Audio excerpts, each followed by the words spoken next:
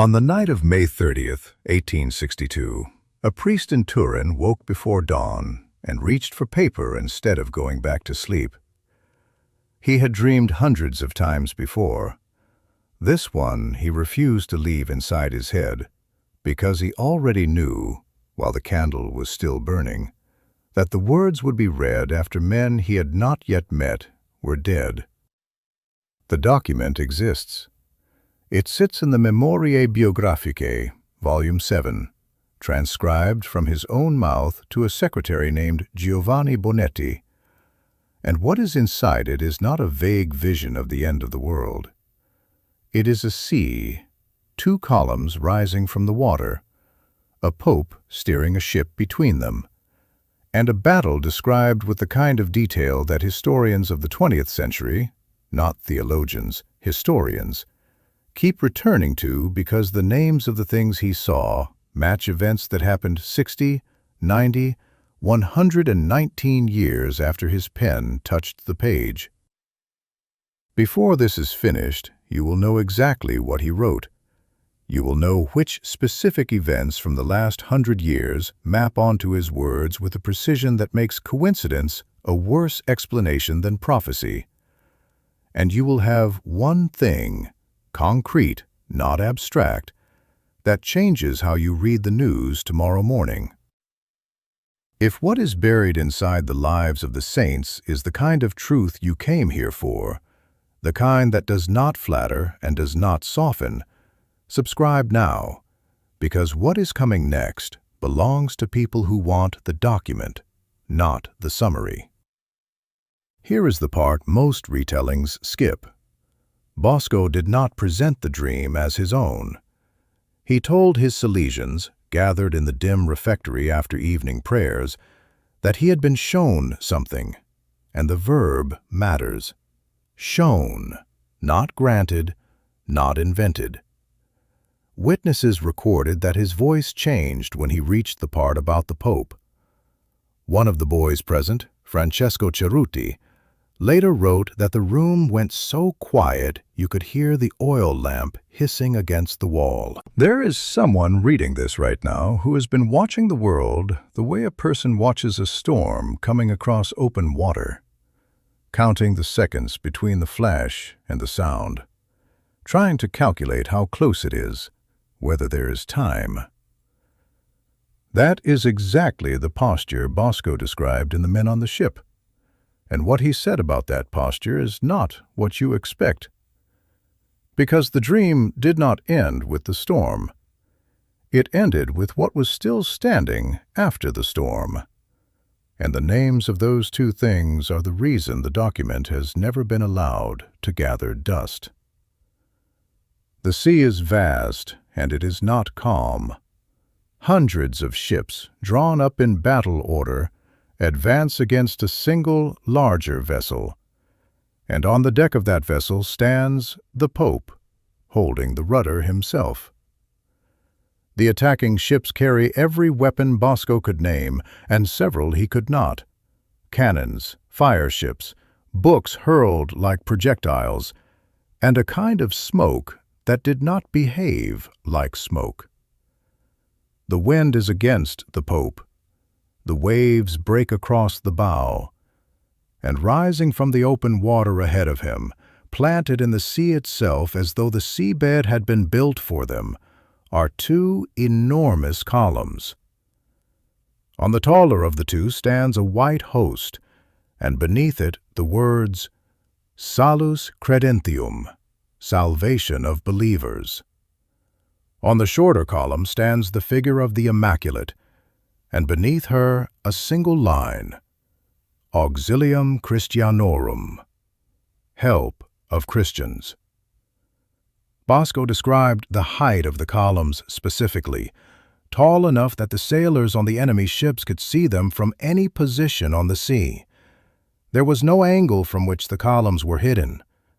That detail matters more than it sounds, because the Pope, wounded, his ship taking fire, steers directly between the 2 columns, not toward one, not past them, between, And the moment the chains from the bow of his ship are fastened to the hooks at the base of each column, the sea itself changes. The enemy ships begin to collide with each other. The wind reverses. What had been an attack becomes a wreckage. Bosco told the Silesians gathered in that refectory in 1862, and Lemoyne, his secretary, recorded the exact phrase, that the dream must be remembered because there will come a time when whoever does not anchor himself to these two will not stand.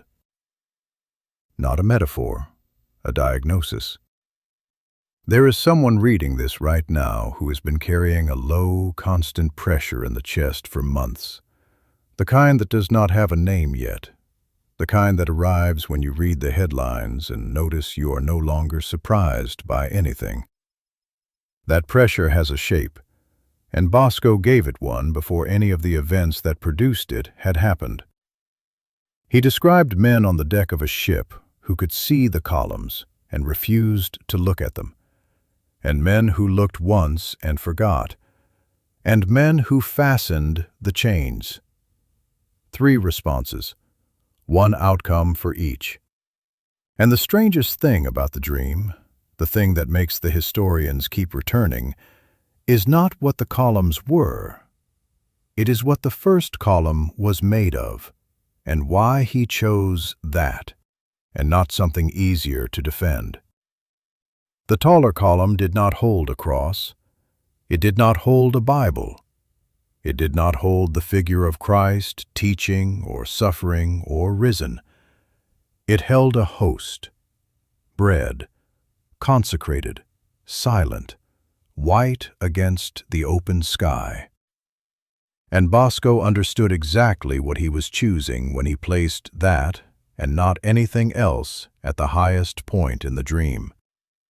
He was choosing the one thing in Catholic life that requires the most faith to look at and the least argument to defend. Either it is what the Church has insisted for 19 centuries that it is, or the entire structure collapses. There is no middle reading. And in 1862, the year the dream was recorded, the middle reading was exactly what was being offered everywhere. The Papal States were being dismantled, Garibaldi's columns moving through the peninsula, Pius IX losing territory month by month, the political body of the Church being cut away, while inside seminaries a quieter erosion was already underway. Theologians treating the real presence as a useful symbol, sermons that praised the Eucharist as a beautiful idea, devotional life finning into sentiment. Bosco saw both attacks. He named them as one. In a letter to Don Rua, dated April 1868, 6 years after the dream, he wrote a single line that the Silesian archives still preserve. When they no longer kneel, they will no longer stand. Not poetry, a sequence. He had watched young men in his oratory in Valdocco, boys who came in from the Turin streets, boys who slept on straw and ate bread that smelled faintly of ash from the bakery oven next door. And he had noticed something specific. The ones who knelt before the tabernacle without being told were the ones who later survived things the others did not. Not because kneeling was magic, because kneeling was a posture the body learned before the mind was ready to argue with it. There is someone reading this who has not been to adoration in years, not from rejection, from drift, from the slow accumulation of reasonable substitutes. That person is exactly the figure Bosco described as the sailor who saw the column and looked away because the wind was too strong to change course. He did not condemn that sailor. He named him. And then he wrote, in his own hand, that the column does not move when men stop looking at it, which is the part of the dream that historians keep underlining, because it means the anchor is still there whether or not the ship has reached for it yet. The taller column, the host, the one fixed point. And the second column, the shorter one, is the reason the Pope in the dream was not alone on the deck when the wound came. Read the sentence Bosco dictated about the Pope, and notice what is missing from every short retelling. The Pope is wounded. He falls. He dies. And then, without pause, without succession ceremony, without the dream stopping to explain, another Pope rises in his place and continues steering the ship between the two columns. Two popes, one battle. The first does not finish what the second completes. In 1862, nobody could have read that as anything but a vague image of papal continuity. By 1978, it was no longer vague. On August 26th of that year, Albino Luciani was elected Pope John Paul I. 33 days later, on the morning of September 28th, he was found dead in his bed, his reading lamp still on, a book open against the sheet. The Vatican announced a heart attack. The world has argued about the cause for 47 years. The dream did not argue. It simply showed a pope who fell before the battle was finished. And on October 16, 1978, 18 days after the funeral, a Polish cardinal named Karol Wojtyła walked out onto the loggia of St. Peter's and took the same name. John Paul II, the second pope on the deck. Then comes the part the historians underline twice. May 13, 1981, St. Peter's Square. Mehmet Ali Aja raises a Browning 9mm and fires 4 rounds at point-blank range. One bullet enters the abdomen, passes within millimeters of the abdominal aorta, exits without striking the spine. The surgeon who operated, Francesco Cruciti, testified afterwards that the trajectory of the bullet inside the body should have been fatal and was not, and used the word deviated, not avoided. John Paul II survived. He spent 22 days in Gemelli Hospital, and from that bed, in the conversations recorded by his secretary, Stanislav Dziwisz, he kept returning to 2 things: Fatima, because the shooting had occurred on the anniversary of the first apparition, and the dream of the 2 columns, which he had read as a young seminarian and had never forgotten. He later placed the bullet in the crown of the statue of Our Lady of Fatima. He underlined, in private, that he had been the Pope on the deck after the first one fell. There is someone reading this who has been told for years that prophecy is either fraud or vague enough to fit anything. Look at the dates: 1862, 1978, 1981. 2 popes, 1 wound, 1 survival, and a bullet that bent. That is not vague. And the part of the dream that begins after the second pope fastens the chains, the part about what happens to the wreckage, is the part most retellings stop just before reaching. Lay the dream beside the calendar of the last 163 years and watch what lines up. The fire ships and the smoke that did not behave like smoke. Bosco described an attack from weapons he could not name. In 1914, the first poison gas drifted across the trenches at Ypres. In 1945, a single device flattened Hiroshima at 8:15 in the morning. He had no vocabulary for either. He drew them anyway. The books hurled like projectiles. Bosco specified that some of the assault came not from cannons, but from printed pages.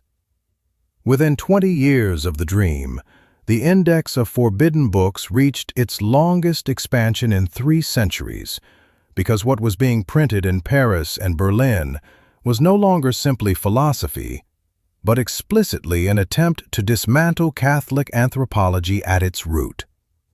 Marx published Das Kapital in 1867. Nietzsche wrote The Antichrist in 1888, the year Bosco died. The dream did not predict titles. It predicted ammunition. Then the loss of the Papal States, completed September 20th, 1870, when Italian troops breached the Aurelian Wall at Porta Pia, and Pius IX retreated into the Vatican as a self-declared prisoner. The Pope on the open deck, no longer protected by territory, exposed to the weather. That is not metaphor written in hindsight.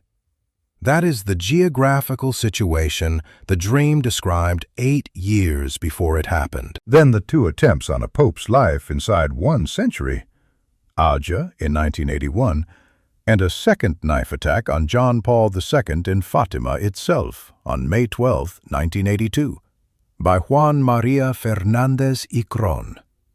2 assaults, both survived, both within the window the dream described as the wounded passage between the columns. There is someone reading this who has been told that any text vague enough can be made to fit any century. So count what is specific. A wounded pope steering, a successor finishing the steering, weapons the dreamer could not name appearing inside 70 years, books used as projectiles in a war on the body of doctrine, the geographical stripping of papal protection. Each of these has a date and a public source, and the Silesian archives in Turin keep the original transcription not because it is sentimental, but because every generation of postulators since 1934, the year Bosco was canonized, has been asked the same question by historians outside the order. How did he know? They do not have an answer. They have the document, and the document still has elements that have not yet happened, which is the part nobody quotes, because it is the part that is still waiting. 3 elements of the dream have no documented historical match yet, and the theologians who have spent the longest hours inside the Italian text are careful to name them precisely, because the precision is what protects the document from becoming a Rorschach test for every generation's anxieties. The first unfulfilled element, Bosco described the moment when the chains from the Pope's ship reach the columns and fasten, and the sea itself reverses. Not the Pope wins, not the enemy is defeated piecemeal. The wind changes direction. A reversal so complete that the attacking ships collide with each other in confusion. Nothing in the last century answers to that scale. There have been local recoveries, conversions, unexpected vocations in countries written off.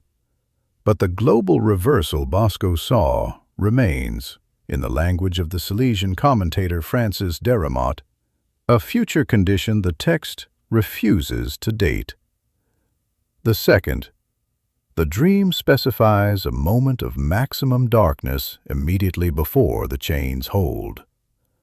The wind at its worst, the deck nearly underwater, the Pope alone visible to the men on the ship. Most readers skip this because it sounds like generic apocalyptic language. It is not. Bosco placed it as a specific phase between the second Pope's arrival and the fastening of the chains. Where we are now, if the historical map has any weight, is somewhere inside that phase. Not before it, inside it. The third, the fate of the men on the deck who saw the columns and refused to look. Bosco did not say they were punished. He said they were not pulled in. The chains held what was fastened to them. The rest drifted. That distinction is theologically careful and pastorally brutal at the same time. There is someone reading this who has been watching the world move and feeling that the movement is not random, that something is being prepared, something is approaching, and the people around them are arguing about politics while the air itself is changing temperature. That feeling has a source older than the news cycle. It has a shape Bosco described in 1862, and what he said about it is the part that has not been quoted in any retelling so far, because what he said next was not about the storm. It was about why he refused to use the word fear when describing it. When Bosco finished telling the dream that night in 1862, the Silesians sat waiting for the warning. They expected the verb every prophet seemed to use: beware, tremble. He used neither. According to Lemoyne's transcription, the first thing he said after the final image of the dream was a practical instruction: go to bed. The second, the next morning, was a list. 3 things to do. Not to feel, to do. Frequent the sacraments, specifically the Eucharist, specifically confession, specifically with regularity rather than intensity. Honor Our Lady, by which he meant the Rosary, said daily, even when distracted, even when the words felt mechanical. And remain united to the Pope, by which he did not mean political agreement, but interior fidelity to the office that, in the dream, was the one thing standing between the ship and the bottom of the sea. That was the entire response. No vigil, no special penance, no relocation to the countryside. The man who had just described a battle on a worldwide sea told a room full of teenagers and young priests to keep doing the 3 things they were already supposed to be doing, and to do them as if the dream were true. Because that, he insisted, was the test. Anyone could believe a vision when nothing was at stake. The point of being shown the storm in advance was not to feel it earlier than everyone else. It was to be already inside the practice when the storm became weather. There is someone reading this who has been waiting for a sign before changing anything, waiting for clarity, waiting for the right season, waiting until the noise dies down enough to hear what to do. Bosco's answer to that person is not gentle and not abstract. The sign was given in 1862. The instruction was given the next morning. The practice has been available every day since. He used the word map. He refused the word fear, because fear watches the storm and freezes. A map watches the storm and walks. And the difference between the two, between the sailor who saw the columns and looked away and the sailor who fastened the chains, was never a difference in courage. It was a difference in what the body had already learned to do before the wind got loud. Which is why the final part of what he said that morning has weight none of the earlier parts have alone, and why the closing of this map is not what most people expect a prophecy to close with. The closing line he gave that morning was not a warning about the future. It was a sentence about the present, recorded by Lemoyne in the same volume that holds the dream itself. The means I have given you are simple. The fidelity is what is hard. That is the entire weight of the prophecy compressed into one line. I told you at the start you would know exactly what he wrote. You have it now. The document in Memory Biographicae, Volume 7, dictated on May 30th, 1862, 2 columns rising from the sea, a host on one and the Immaculate on the other, a wounded pope steering between them. I told you you would know which events from the last 100 years map onto his words. The gas at Ypres in 1914, Hiroshima at 8:15 on August 6, 1945, Marx in 1867, and Nietzsche in 1888, the breach at Porta Pia on September 20th, 1870, the 33 days of John Paul I, the bullet that bent through John Paul II on May 13, 1981, and the knife at Fatima 1 year and 1 day later. And I told you you would have one specific thing, concrete, not abstract, that changes what you do tomorrow morning. Here it is, in the shape Bosco gave it. One sacrament received with regularity instead of intensity. One decade of the Rosary said even when the words feel mechanical. One act of interior fidelity to the office of Peter that costs you something to keep. 3 things, available today, available before any of the unfulfilled elements of the dream arrive.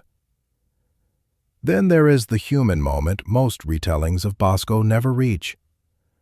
January 31st, 1888, 4:45 in the morning, a small room in the oratory at Valdocco. He had been dying for weeks. The boys he had raised from the Turin streets stood at the door because there was no more room inside. His secretary leaned close to catch what he was saying. The last sentence anyone recorded from him was not about the dream. It was about the boys. "Tell them I will wait for them all in paradise."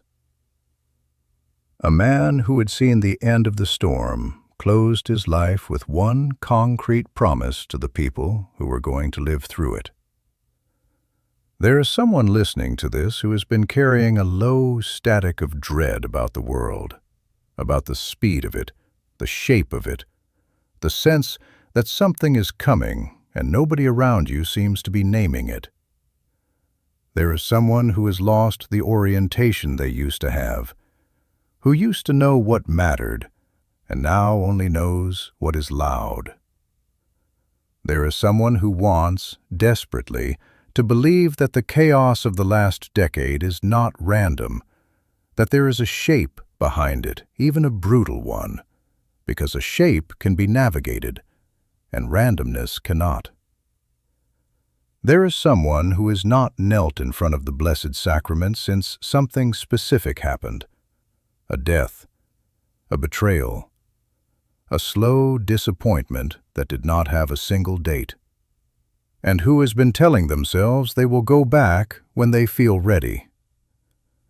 There is someone who has been told that practicing the faith in a time like this is naive, and who has begun to wonder if the people who told them that were the ones who were naive. Bosco wrote the map for all of them. The map does not promise the storm will pass before you reach the columns. It promises the columns are where they have always been. The one specific thing to do tomorrow is this: kneel for 60 seconds. Not pray, not perform, not feel. Kneel. Inside a church if you can find one open, beside your bed if you cannot. 60 seconds.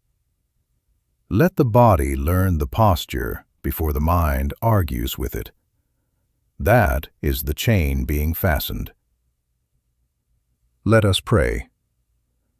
Father, we thank you for a priest in Turin who refused to keep a dream to himself, and for a document that has outlived every regime that tried to make it irrelevant. We admit that we have spent more hours reading the news than we have spent in front of the tabernacle, and that the pressure we feel in our chest is partly because we have been navigating without the map you already drew.